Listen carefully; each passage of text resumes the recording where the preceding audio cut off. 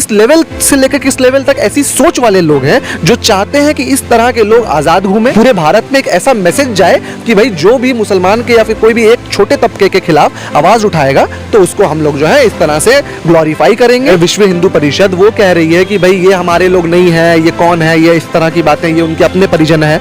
मेरा पर्सनल ये कहना है कि एक बलात्कारी जब जेल से छूट के आएगा तो उसका अपने भाई बहन, उसके अपनी बीवी बच्चे भी कभी जिंदगी में उनको जाके माला पहनाएंगे कि अगर मैंने खून किया और मैं 7 साल की सजा काट के आ गया इसका मतलब ये थोड़ी मैं खूनी नहीं है। कौन सा गुजरात मॉडल है जो वो इंडिया में लागू करना चाह रहे? क्या वो 2002 का जो घर घर में घुस करके मुसलमानों के घर को मार्क किया गया था?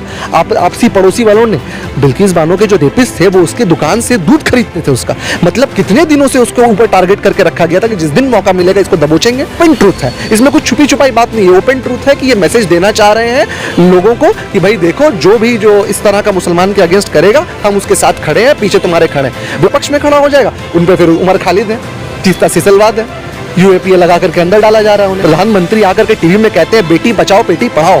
आप सोचिए उस समाज की हालत जिस समाज को बताना पड़ता है कि बेटी को बचाना भी है, बेटी को पढ़ाना भी है। इसी जमाने में हुआ करते थे बीजेपी के वोटर कि बीजेपी को हम लोग लाएंगे इंफ्रास्ट्रक्चर के लिए, बीजेपी को हम लोग लाएंगे रोडवेज के लिए और बहुत सारे कामों के लिए। आज बीजेपी के एक ही वोटर है, हम बीजेपी को वोट करते हैं कि सारे मुसलमान मार दो। नमस्कार, आप देख रहे हैं द डीके न्यूज में हूँ आपके साथ मुजाहिद। बिल्किस बानो के आरोपी अभी जो है बाहर खुलेआम घूम रहे हैं और लगातार जिस 10 कमेटी की जिक्र हो रही है, पड़ताल में सामने आया है कि 5 लोग भाजपा से मिले हुए नजर आ रहे हैं। और इन सभी विषय पर बातचीत करने के लिए कलकत्ता के कुछ युवा सोशल एक्टिविस्ट कैसे देखते हैं बिल्किस बानो मामले? मुजाहिद भाई, पहले तो आपके दर्शकों को और आपको सलाम नमस्कार कि आप बहुत बहुत शुक्रिया आपका। अब जैसा कि ये बिल्किस बानो केस है, हम लोग आपने जैसा कहा कि 5 लोग उसमें बीजेपी से थे और बाकी लोग निष्पक्ष थे, तो मेरा ये कहना है कि जब इस तरह का कोई भी रिमिशन होता है, किसी भी केस में कोई रिमिशन किया जाता है, जब लोगों को 14 साल के बाद बाहर निकाला जाता है, पहले तो ये लाइफ इम्प्रिजनमेंट दी गई थी उनको, तो इसका मतलब है आजिंदगी कारावास। लेकिन 14 साल के बाद वो प्लीड कर सकते हैं कि भाई अपने रिक्वेस्ट कर सकते हैं कि हमको छोड़ दीजिए।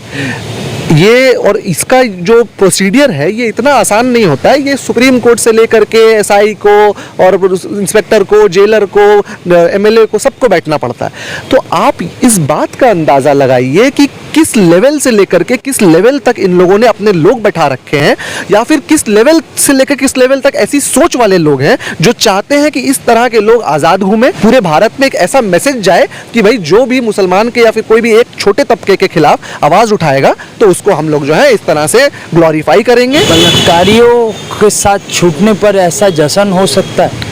देखिए, वीएचपी जो है, विश्व हिंदू परिषद, वो कह रही है कि भाई ये हमारे लोग नहीं है, ये कौन है, ये इस तरह की बातें, ये उनके अपने परिजन है। मेरा पर्सनल ये कहना है कि एक बलात्कारी जब जेल से छूट के आएगा तो उसका अपने भाई बहन, उसके अपनी बीवी बच्चे भी कभी जिंदगी में उनको जाके माला पहनाएंगे क्या? आप खुद सोचिए, ये तो एक बच्चा भी बता देगा। तो ये किस तरह के लोग हैं जो आके कहते हैं कि अगर सजा काट लिया तो फिर वो अपराधी नहीं है, कि अगर मैंने खून किया और मैं 7 साल की सजा काट के आ गया इसका मतलब ये थोड़ी मैं खूनी नहीं हूँ। तो ये सिर्फ दर्शाता है कि आज के और जैसा कि ये गुजरात का इलेक्शन आ रहा है सामने, तो लोग कह रहे हैं कि गुजरात के इलेक्शन के लिए इन लोगों ने इस तरह का कदम उठाया। तो गुजरात के इलेक्शन के लिए इस तरह का कदम उठाना मतलब समझ रहे हैं आप कि किस तरह का मैसेज ये देना चाह रहे हैं इलेक्शन के लिए, कि इस तरह का कुछ करेंगे तो भाई हमारे साथ पब्लिक आ जाएगी। तो पब्लिक का भी सोच ऐसा है, और पब्लिक अगर इस तरह के एक्शन से साथ आती है तो धिक्कार है ऐसी पब्लिक पे जो इस तरह के एक्शन से साथ आती है किसी सरकार के, कि अच्छा बलात्कारियों को छोड़ दिया। के साथ क्या लगता है आपको, जस्टिस हुआ है? देखिए, बिल्किस बानो के साथ जो उनके रेप केस के बाद उनके 3 महीना या 3 साल का जो बच्चा था उसको मार देने के बाद जो काफ़ी दिनों तक वो बात भी नहीं कर पाई, उसके बाद वो एनजीओ और सहारा लेकर के वो पहुंची कोर्ट तक, वो उसके ऊपर अगर बात करेंगे तो उसके ऊपर अपने आप हम लोग अपने आप में एक 4 घंटे की टॉपिक है। 4 घंटे मुझे आपसे बात करना होगा कि कैसे उसको न्याय मिला, कि 2002 में उनके साथ ये कांड हुआ, 2008 और 9 में जा करके मिलता है उनको, जो 17 लोग थे उसमें से 11 लोगों को मिलता है, बाकी लोगों को छोड़ दिया जाता है, क्या क्या बुनियाद किसी बुनियाद पे, और इतने साल के बाद उनको मिलता है। उसके बाद जो है अब उनका रिमिशन लगाने के लिए एक पुराना एक्ट जो कि हट चुका है कॉन्स्टिट्यूशन ऑफ इंडिया से, 1992 में जो था उसको लगा करके बोला गया कि नहीं उस वक्त तो वो लागू था तो वो लगा करके हटा दीजिए। अरे उस हिसाब से तो कश्मीर में भी कभी कुछ और लागू था, उस हिसाब से तो एनआरसी भी नहीं होना चाहिए क्योंकि कभी कुछ और था। तो अब जब नए कानून जब अब हम लोग पे इस्तेमाल कर सकते हैं तो क्या इन पे नहीं इस्तेमाल करेंगे हम? ये सब एक ढकोसला है और ये मतलब ओपन ट्रूथ है, इसमें कुछ छुपी छुपाई बात नहीं है। ओपन ट्रूथ है कि ये मैसेज देना चाह रहे हैं लोगों को कि भाई देखो जो भी जो इस तरह का मुसलमान के अगेंस्ट करेगा हम उसके साथ खड़े हैं, पीछे तुम्हारे खड़े हैं। वरना और जो पक्ष में विपक्ष में खड़ा हो जाएगा उन पे फिर उमर खालिद है, तीस्ता सिसलवाद है, यूएपीए लगा करके अंदर डाला जा रहा है उन्हें। 600 दिनों से अंदर है। अब तो हम लोग भूल भी गए हैं उमर खालिद कहाँ है, अंदर है कि बाहर है। शुरू में हो रहा था आउटरीच, और बिल्किस बानो केस पे जिस तरह का आउटरीच होना चाहिए था, निर्भया लेवल का आउटरीच होना चाहिए था, जो दामिनी निर्भया में हम लोगों ने किया था। लेकिन हम खैर मेरी तो बहुत छोटी उम्र थी उस टाइम मेरे सीनियर्स ने किया था, उन लोगों को देखा था हम लोगों ने, रास्तों में उतर गए थे, आउटरीच कर रहे थे, प्रोटेस्ट हो रहे थे।